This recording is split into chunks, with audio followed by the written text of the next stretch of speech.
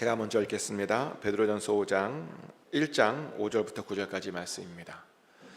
너희는 말세에 나타내기로 예비하신 구원을 얻기 위하여 믿음으로 말미암아 하나님의 능력으로 보호하심을 받았느니라.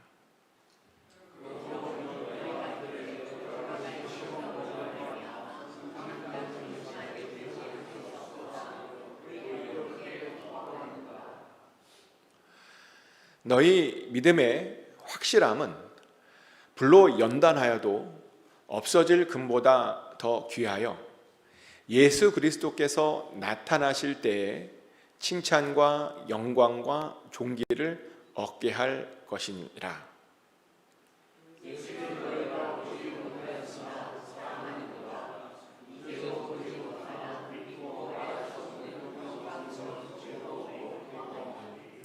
다 같이 읽겠습니다. 믿음의 결국 곧 영원의 구원을 받음이라. 아멘. Please be seated. 하나님의 평안이 여러분 심령 가운데 이 시간 함께 하시기를 예수 그리스도 이름으로 축복합니다. 요즘 많은 분들이 살기가 너무 어렵다라는 말들을 많이 하곤 합니다. 이야기 들어봤더니 물가가 너무 많이 올랐답니다. 근데 수입은 그대로고 어떤 때는 줄어들기도 했답니다. 요즘 비즈니스가 굉장히 생각보다 예전만큼 많이 잘 되지 않는답니다. 그래서 뭔가 고생은 하고 열심히 하는 것 같은데 돈은 많이 벌고 있지 못하답니다. 그러면서 하시는 말씀이 도대체 어떻게 살아야 되는지 모르겠다, 뭘 하면 좋을지 모르겠다라는 그런 이야기들을 많이 하곤 합니다. 근데 그거 아십니까? 초대교회의 상황은요, 우리보다 현재 지금보다 굉장히 훨씬 더 어려웠습니다. 그들은 계속 전쟁을 경험하고 있었습니다. 많은 이들이 원치 않게 전쟁에 참여해야 했고 나가서 정말 억울한 죽음을, 허무한 죽음을 당해야 했습니다. 또 전쟁에 나가지 않았던 사람들도요, 또 전쟁의 그 물자들을 대느라 세금들을 또 열심히 또 많이 내야 했습니다. 때문에 먹을 것이, 쓸 것이 늘 부족했고요. 게다가 기독교인들에게는요, 박해까지 있었습니다. 그 당시 정치가들은 백성들의 그 성난 마음을 달래주기 위해서 모든 것들의 원인을 전부 기독교인들 탓으로 돌렸습니다. 기독교인들 때문에 불이 났다라는 말도 하고요. 기독교인들 때문에 전염병이 퍼졌다라는 말도 하고요. 심지어 전쟁에서 지면 기독교인들이 재수 없어서 그랬다라는 말도 했습니다. 그래서 기독교인들이 정말 살기가 너무너무 더 어려웠습니다. 그러다 보니 믿음 생활하는 것이요, 정말 쉽지 않았습니다. 게다가 박해까지 있다 보니 그 박해로 언제 죽을지 몰라서 두려워 떨어야 했습니다. 근데 놀라운 것은 뭐냐면 초대교회는 그런 어려움에서도 불구하고 그 모든 어려움들을 다 이겨냈다는 겁니다. 그 결과 그 복음이 지금 현재 우리들에게까지도 이렇게 전해졌다라고 하는 것이죠. 우리가 그렇게 믿고 있습니다. 그러다 보니 궁금해지죠. 도대체 그들은 뭘 어떻게 했길래 그렇게 그 어려움들을 이겨낼 수 있었던 것일까요? 사실 이것에 대한 대답을 제가 지난주에 이미 해드렸습니다. 그들이 어떻게 이겼냐면요, 하나님께서 주시는 그 피할 길을 찾아서 그 피할 길을 통해서 이겼습니다. 그리고 하나님께서 가만히 있으라고 하시면 정말 가만히 있음으로 해서 그 어려움들을 이겼고요, 하나님께서 때로 돌파하라고 하시면 정말 돌파함으로 그 어려움들을 이겨냈습니다. 그래서 우리들도요, 그렇게 하면 이 모든 어려움들을 충분히 넉넉히 이길 수 있습니다. 아멘. 그런데 피할 길을 찾는 것이나 가만히 있는 것은 그래도 우리가 어떻게 하는지 좀 알겠는데요, 하지만 이 돌파하는 것은 돌파하는 게 힘들어 보이잖아요. 어려워 보입니다. 근데 감사하게도 오늘 말씀은 우리가 어떻게 해야 그것을 돌파할 수 있는지, 그 돌파할 수 있는 방법에 대해서 우리에게 아주 잘 자세하게 가르쳐주고 있습니다. 일단 돌파하려면요, 근심은 잠깐 하고 크게 기뻐하랍니다. 베드로전서 1장 6절 말씀이죠. 그러므로 너희가 이제 여러 가지 시험으로 말미암아 잠깐 근심하게 되지 않을 수 없으나 오히려 크게 기뻐하는도다. 아멘. 초대교회가 어떻게 그런 어려움들을 잘 돌파할 수 있었나 봤더니 근심은 잠깐 하고 기쁨은 크게 했기 때문이다 라고 말합니다. 하지만 안타깝게도 요즘 사람들을 보면요, 그 반대로 합니다. 보면 근심은 많이 하고 기뻐하는 것은 조금만 하는 것처럼 보입니다. 심지어 어떤 사람들을 보면 정말 쓸데없는 걱정을 하는 것도 저는 본 적이 있습니다. 예전에 이런 분을 봤는데요, 집을 나설 때마다 방 정리를 되게 열심히 하는 거예요. 방 정리를 깨끗하게 하고. 그래서 물어봤어요.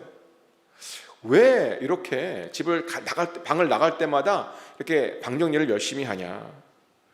그랬더니 그분이 하는 말씀이 뭐라고 말씀하시냐면, 오늘 내가 어떤 사고로 죽을지 어떻게 하냐고 그런 말씀을 하시는 거예요.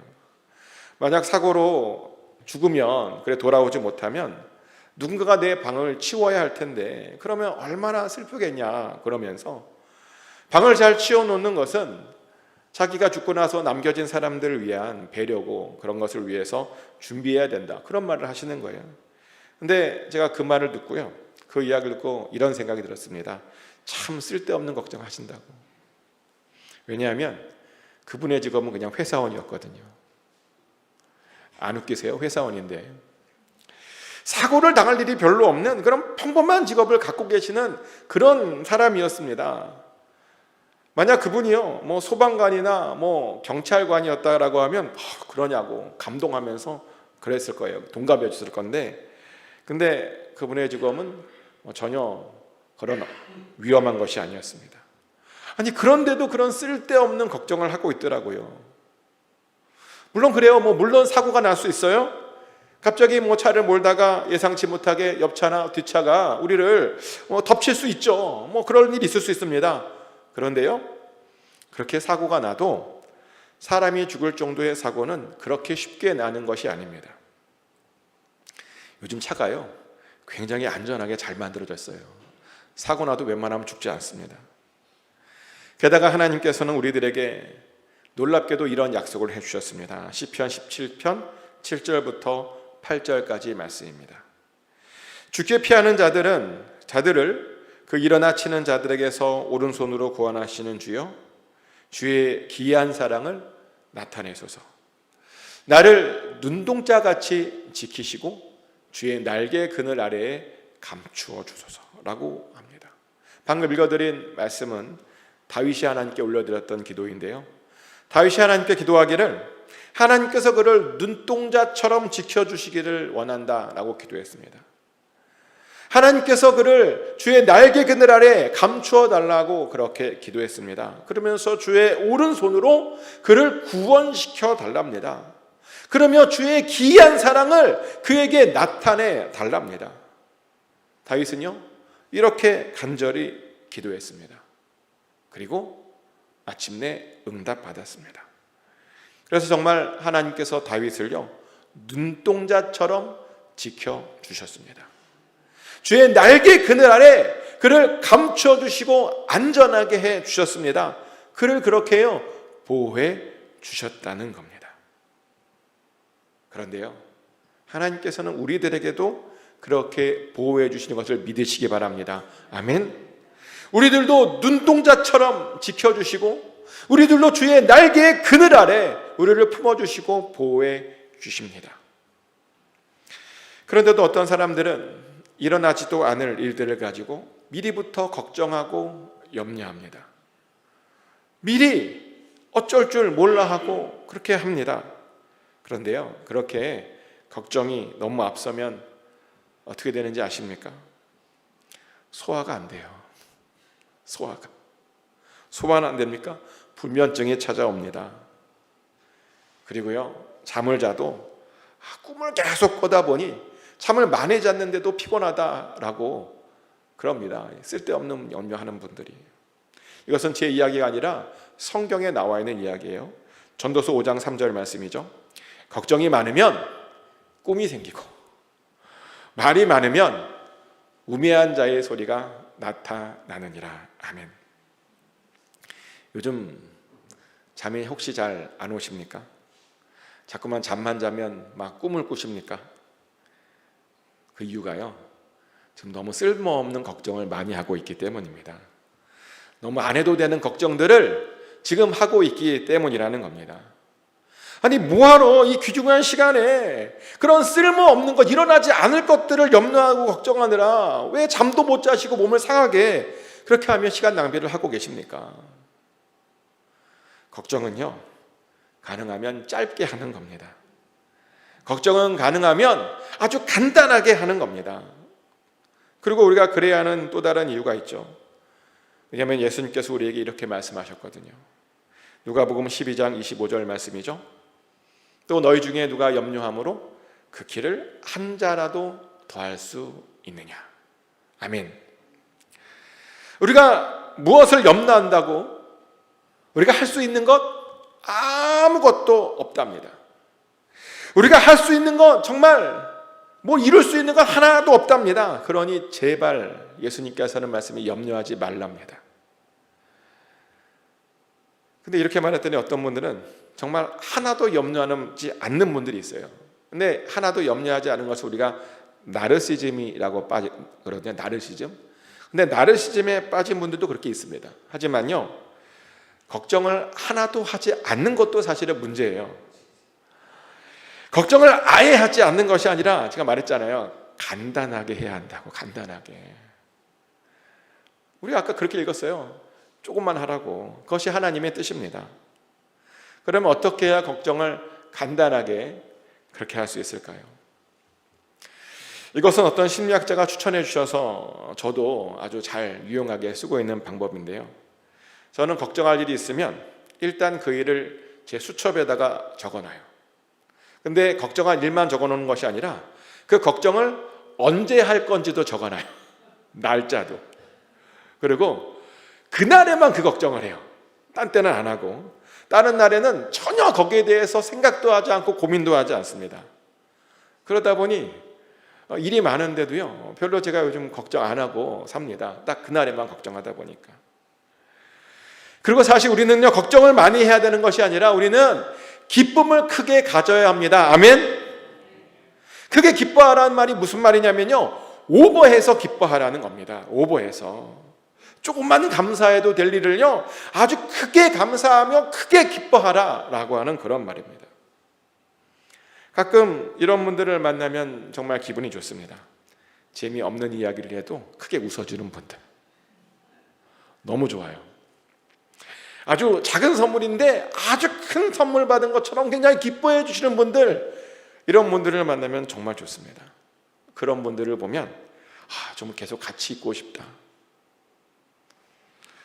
하지만 어떤 분들을 보면 정말 재미있는 이야기를 해줬는데도 불구하고 별로 안 웃으시는 분들도 있어요. 그런 분들 만나면 빨리 헤어지고 싶어요. 근데 우리 교회 분들은 모두 같이 있고 싶으신 분들입니다. 왜냐하면 제가 종종 설교 때 재미없는 이야기를 해도 언제나 빵빵 웃어주시기 때문에 얼마나 감사한지 모릅니다. 정말 제가 너무 여러분들에게 감사하고 있습니다. 그런 것을 보면 저는 어떤 생각도 드냐면, 우리 교회 분들은 잘 웃으시니까, 잘 기뻐하시니까 어려움들을 더 빨리 극복하지 않을까. 아멘? 그런 생각을 합니다.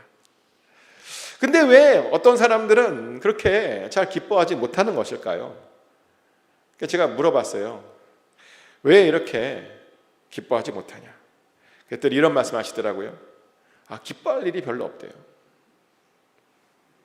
하루하루가 너무 단순하고, 하루가 너무 지루하고, 너무 따분하답니다. 근데요, 그럼에도 불구하고 웃으셔야 됩니다. 아멘? 억지로라도 반드시 웃으셔야 됩니다. 왜냐하면 하나님께서 우리들에게 그렇게 명령하셨어요. 빌립보서 4장 4절 말씀입니다. 주 안에서 항상 기뻐하라. 내가 다시 말하노니 기뻐하라. 아멘. 맞아요. 우리는 주 안에서 항상 기뻐해야 됩니다. 우리는 예수님의 명령을 따라서 항상 기뻐해야 되는 삶을 살아야 됩니다. 마음속에 불편한 것들이 있어도 그럼에도 불구하고 기뻐해야 됩니다. 기뻐할 수 없는 상황에서도 그럼에도 불구하고 우리는 항상 기뻐해야 됩니다. 왜냐하면 그래야 우리의 어려움에서 우리가 더욱더 빨리 빠져나올 수 있기 때문입니다. 축복하는 것은 항상 기뻐하시길 축복합니다. 그래서 그 모든 어려움들에서, 여러분들을 괴롭히고 있는 그 어려움에서 빨리 빠져나올 수 있기를 축복합니다. 또 두 번째로 우리가 어려움을 잘 돌파하려면요, 우리의 믿음을 굳게 해야 됩니다. 우리는 가끔 이런 생각을 할 때가 있습니다. 아니, 예수님 잘 믿으면 복 받는다는데 왜 자꾸만 내 인생은 이렇게 자꾸만 어려움이 끊이질 않는 것일까? 그런 생각 해보신 적 있으시죠? 그죠? 저희 아내도 그런 말들을 자주 하는데, 아내가 뭐라 그러냐면, 우리끼리 비밀이에요. 믿음이 좋은 것 같아서 사모가 된 것 같은데 왜 이렇게 사모가 됐는데 더 어려워졌냐고 저한테 종종 컴플레인을 해요. 근데 왜 우리 삶 가운데 이렇게 하나님께서 어려움을 주시는지 아십니까? 우리의 삶을요, 깨끗하게 만드시려고 어려움을 주십니다. 다니엘 12장 10절 말씀이죠. 많은 사람이 연단을 받아 스스로 정결하게 하며 희게 할 것이나 악한 사람은 악을 행하리니 악한 자는 아무것도 깨닫지 못하되 오직 지혜 있는 자는 깨달으리라. 아멘. 방금 읽어드린 말씀에 보면 연단을 받으면 우리가 스스로 정결하게 된다라고 말합니다. 근데 정말 그렇죠. 저도 어려운 일을 당하면 제 자신부터 먼저 항상 돌아봅니다.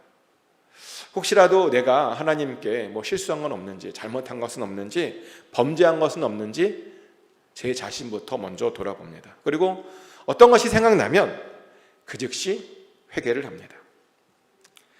이렇게 연단은 우리들을 깨끗하게 해줍니다. 그리고 그런 깨끗한 믿음을 가지고 있어야 우리가요, 그 어려움들을 돌파할 수 있는 겁니다. 깨끗한 믿음이 뭐냐고요? 깨끗한 믿음이란 어떤 믿음이냐면 어린아이와 같은 순수한 믿음을 말합니다. 제가 어린이 주일에도 말씀드렸다시피 어린아이들의 믿음은 정말 순수합니다. 그런데 하나님께서 우리들에게 원하시는 믿음이란 어떤 믿음인가? 바로 그런 어린아이와 같은 그런 순수한 믿음입니다. 그리고 그런 믿음을 가지고 있어야 하나님께서 우리들을 크게 사용해 주십니다. 저는 목회를 하면서 정말 그런 순수한 믿음을 가지고 있는 분들을 많이 보았습니다. 예전에 한국에서 목회를 했을 때인데 한 분은 굉장히 많이 공부를 많이 하셔서 또 세상에 대한 많은 지식을 갖고 계셔서 그렇게 이제 사시는 분이셨습니다. 근데 또 한 분은 어렸을 적부터 고생을 굉장히 많이 하시다 보니 많이 배우시지를 못하셨습니다. 근데 두 분 다 나름 하나님에 대한 어떤 열심과 믿음을 가지고 있으셨습니다. 하나님께 대해서 열심이었습니다. 그런데요, 세상에 대해서 잘 아시는 분은 세상에 대해서 너무나 잘 알다 보니 이것저것 재고 따지고 생각하는 것들이 너무 많으셨습니다. 그래서 이렇게 뭘 부탁하면 자꾸만 세상적인 관점과 세상적인 지혜로 판단하고 그러면서 자꾸만 머뭇거리셨습니다. 반면에 세상에 대해서 잘 모르시는 분은 믿음이 굉장히 순수하셔서요, 제가 뭘 이렇게 부탁드리면 무조건 예스맨, 무조건 긍정적으로 이렇게 받아주셨습니다. 모든 것들이 하나님의 뜻이 아니냐, 뜻인다라고 믿고요, 그렇게 적극적으로 하나님의 길을 가셨습니다. 근데 그랬더니 어떻게 됐는지 아십니까? 처음에는 그 두 분이 다 고만고만한 믿음을 가지고 계셨는데 나중에 보니까 그 두 분의 믿음이 굉장히 많은 차이가 생겼습니다. 그리고 사람들로부터요, 그 평판도 많이 차이가 생겼습니다.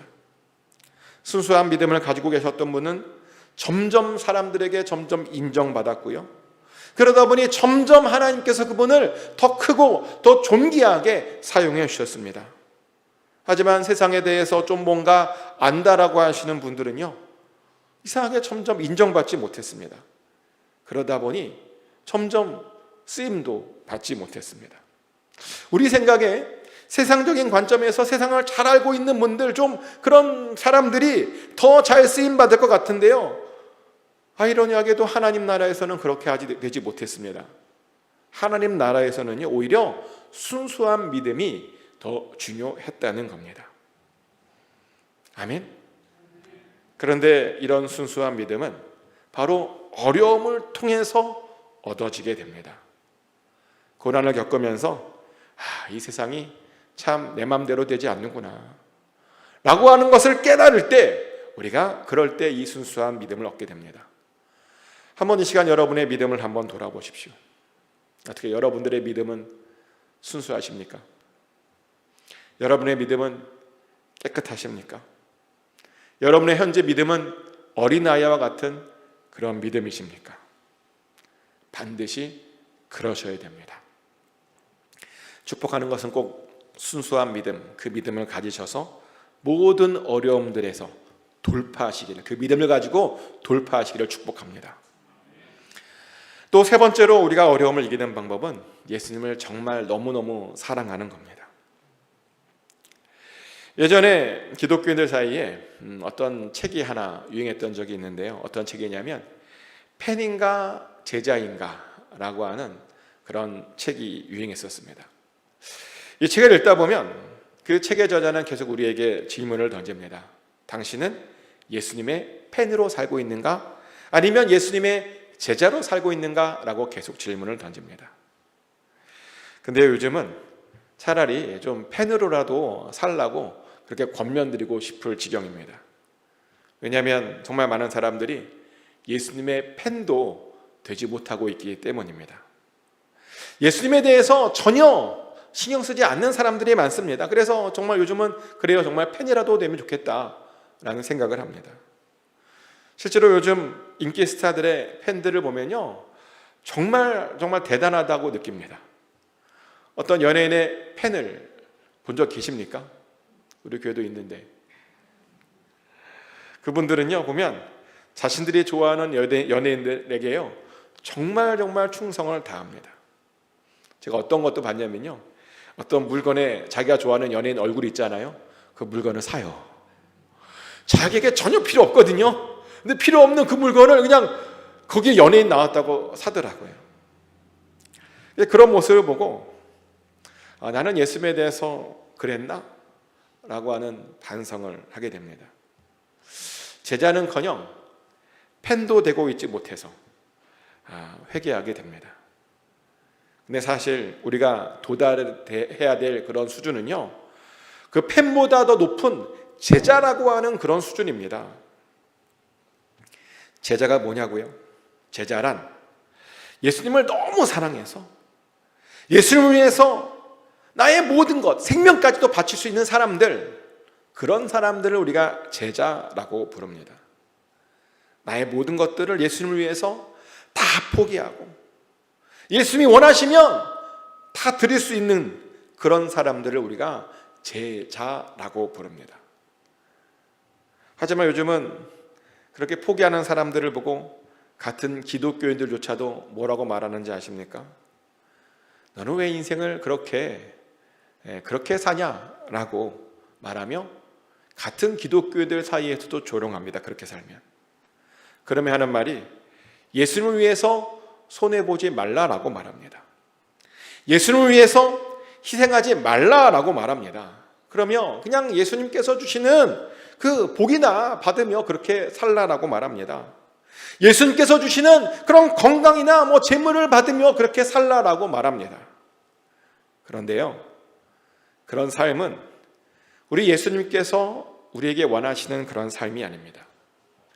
분명히 예수님께서 우리를 제자로 불러주셨습니다. 아멘. 특별히 우리 예수님께서는 우리를 그리스도의 군사로 불러주셨습니다. 디모데후서 2장 3절부터 4절까지의 말씀이죠. 너는 그리스도 예수의 좋은 병사로 나와 함께 고난을 받으라. 병사로 복무하는 자는 자기 생활에 얽매이는 자가 하나도 없나니 이는 병사로 모집한 자를 기쁘게 하려 함이라. 아멘. 예수님은 우리를요 제자를 넘어서 군사로 불러주셨습니다. 그러면서 예수님께서 말씀하시기를 우리가 그리스도의 고난도 같이 받아야 된다라고 말씀하십니다. 그리고 그것을 위해서 우리가 우리의 생활에 절대로 얽매여서는 안 된다라고 말합니다. 우리를 군사로 불러주신 주님만 기쁘시게 해드리기 위해서 우리가 주님께서 원하시면 우리의 것을 다 드려야 된다라고 말합니다. 이것이 예수님께서 우리에게 원하시는 그런 수준입니다. 근데 우리를 보면 우리는 군사는커녕 펜도 되지 못하고 있습니다. 하나님을 나에게 복을 주시는 알라딘 램프의 지니 정도로만 생각하고 있습니다. 근데 우리 하나님은 알라딘 램프의 지니가 아닙니다. 소원을 들어달라고 요청하는 그런 대상이 아닙니다.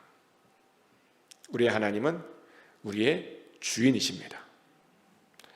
우리가 목숨을 바쳐 사랑해야 할 대상이십니다. 그리고 그렇게 사랑해야 우리의 모든 어려움들을 우리가 극복해 나갈 수 있습니다. 이 시간 한번 여러분의 삶을 돌아보십시오. 주님을 정말 사랑하십니까? 축복하는 것은 꼭 군사로, 제자로 여러분들의 것들을 모두 바쳐서 주님께 원하시면 다 드림으로 주님을 사랑하실 수 있으시길 축복합니다. 그러면 여러분들을 괴롭히고 여러분들을 어렵게 하는 그 모든 어려움들 하나님께서 다 사라지게 해주실 줄 믿습니다. 이제 말씀을 정리합니다. 요즘 정말 어렵습니다. 많은 사람들이 어렵다라고 말합니다. 힘들다고 말합니다. 근데 그런 어려움을 극복하는 방법은 상황과 환경을 뛰어넘어 오늘도 무조건 기뻐하는 겁니다. 그러면서 어린아이와 같은 순수한 믿음을 다시 회복하는 겁니다. 그리고 목숨을 바쳐 예수님을 사랑하는 겁니다. 예수님을 사랑함으로 예수님께서 원하시는 제자가 되십시오. 예수님을 사랑함으로 예수님께서 원하시는 군사가 되십시오. 그렇게 될 때 우리는 우리 앞에 있는 모든 어려움들을 다 돌파하게 될 줄 믿습니다. 정말 축복하는 것은 꼭 주님의 군사와 제자가 되어서 모든 어려움들을 다 이기시고 돌파해 나가시기를 예수 그리스도 이름으로 축복합니다. 이 시간 같이 기도하기를 원합니다. 항상 기뻐하게 해달라고 기도하십시오. 그리고 순수한 믿음을 달라고 기도하시고요. 그리고 예수님을 정말 너무 사랑해서 예수님의 제자, 예수님의 군사가 되길 원한다고 기도하십시오. 그러면서 여러분 앞에 있는 그 어려움들을 뚫고 나가게 해달라고 이 시간 같이 한 목소리로 기도하겠습니다. 기도합니다. 하나님 아버지, 우리가 어떤 상황에서도 하나님만 바라보고 하나님께서 주시는 그 기쁨을 유지하며 크게 기뻐하는 우리 모두가 되게 하여 주시옵소서. 상황을 바라보지 않고 환경을 바라보지 않고 그 결과를 바라보지 않고 하나님의 뜻만 바라보며 기뻐하게 하여 주시옵소서. 기뻐하기를 결단하게 하여 주시옵소서. 우리의 모든 소원을 하나님께 두게 하여 주시옵소서. 또 하나는 우리의 믿음을 돌아봅니다. 아버지, 우리의 믿음 안에 혹시 하나님 순수한 믿음이 아니라면 순수한 믿음을 주시옵소서. 아버지, 우리가 정말 어린아이와 같은 그런 믿음을 가질 수 있기 원합니다. 주님께서 원하시면 하나님 정말 어린아이들처럼 순종할 수 있는 그런 순수한 믿음, 하나님만 바라보는 그런 순수한 믿음을 다시 한번 회복할 수 있기 원합니다. 우리의 믿음을 다시 한번 만져 주시옵소서. 아버지 하나님, 또한 우리가 정말 주님을 너무나 사랑함으로 주님의 제자가 되게 하여 주시옵소서. 주님을 너무나 사랑함으로 주님의 군사가 되게 하여 주시옵소서. 그래서 이 모든 싸움에서 넉넉히 이겨나가는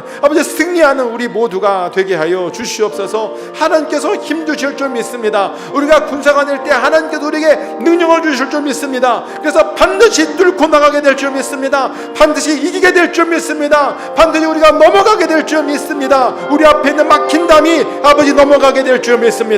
우리 앞에 있는 바다가 갈라지게 될 줄 믿습니다. 바다 위를 걷게 될 줄 믿습니다. 뚫고 나가요 마침내 승리하는 우리 모두가 되게 하여 주시옵소서. 사랑의 하나님, 요즘 여기저기서 너무 어렵다고 난리입니다. 이런 어려움 속에서 우리에게 필요한 것이 무엇인지 돌아보았습니다. 우리도 크게 기뻐함으로 우리 믿음의 선배들처럼 승리하게 하여 주시옵소서. 우리의 믿음이 아버지 순수한 믿음으로 바뀜으로 승리하게 하여 주시옵소서. 또 하나님, 예수님을 정말 사랑함으로 승리하게 하여 주시옵소서.